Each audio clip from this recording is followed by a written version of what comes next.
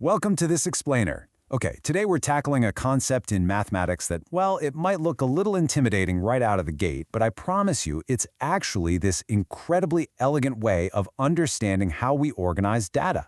We're going to completely demystify the abstract logic that naturally sorts a whole universe of items into perfectly organized groups. Honestly, just think of it like exploring the ultimate foolproof filing system for the mathematical universe. Let's get right into it. So here's our game plan to unpack all this. We'll start by defining equivalence relations, then we'll step inside equivalence classes and wrap things up with partitions and disjoint subsets. All right, part 1, defining equivalence relations. Now, for any relation to earn the very special title of an equivalence relation, it actually has to pass 3 really strict tests. The implications of these 3 properties, reflexive, symmetric, and transitive, are just massive when you start throwing large sets of data at them. So let's break them down. First up, reflexive. This basically means an item perfectly relates to itself. Every single element in your dataset has to have a guaranteed connection right back to its own identity. Second is symmetric, which means we're dealing with a guaranteed two-way street. If item A relates to item B, it literally cannot be a one-sided thing. Item B has to relate right back to item A with the exact same mathematical weight. And finally, transitive. This is the one that lets us build an unbroken chain across our data. Basically, if A relates to B and B relates to C, then boom, A directly relates to C. There's zero break in the logic. When a mathematical relation fires on all 3 of these cylinders at the same time, you don't just have some loose, flimsy connection of points. You've got an incredibly powerful, structurally sound equivalence relation. Moving right along to part 2. Let's step inside equivalence classes.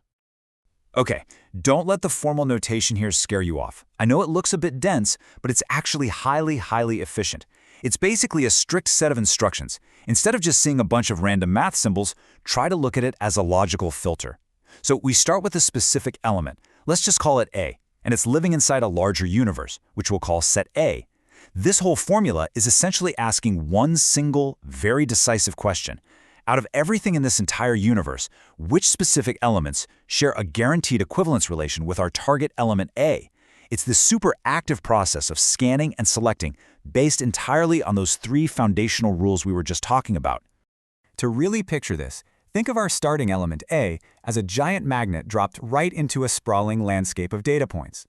Once we lock in that strict equivalence relation, meaning we know for a fact it's reflexive, symmetric, and transitive, this process tells us to sweep through our whole universe and just pull in absolutely every single element X that shares that relationship. And because of that transitive property, it's like a chain reaction. If an element gets pulled into the magnet and a secondary element is related to that first one, well, that secondary element gets pulled in too. It creates this perfectly closed loop. The final cluster of all these deeply connected elements, that is exactly what we call an equivalence class. It's a mathematically undeniable family of data points, entirely bound together by logic. Which brings us to part 3, partitions and disjoint subsets. So what happens when we apply these equivalence classes to an entire set? Well, they act as a literal perfect sorting mechanism. They partition that set into completely disjoint, non-overlapping subsets. The math concept of partitioning is just incredibly satisfying because it equals absolute order.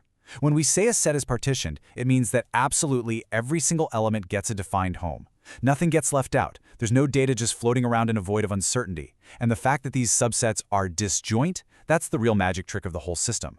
Disjoint simply means strictly zero overlap. You literally cannot have an element belong to 2 different equivalence classes at the same time.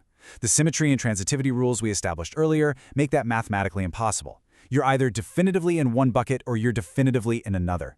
It is the ultimate method for taking a chaotic, completely unstructured universe of data and automatically transforming it into clean, isolated, perfectly categorized boxes. I really want to leave you with this pretty provocative thought to chew on.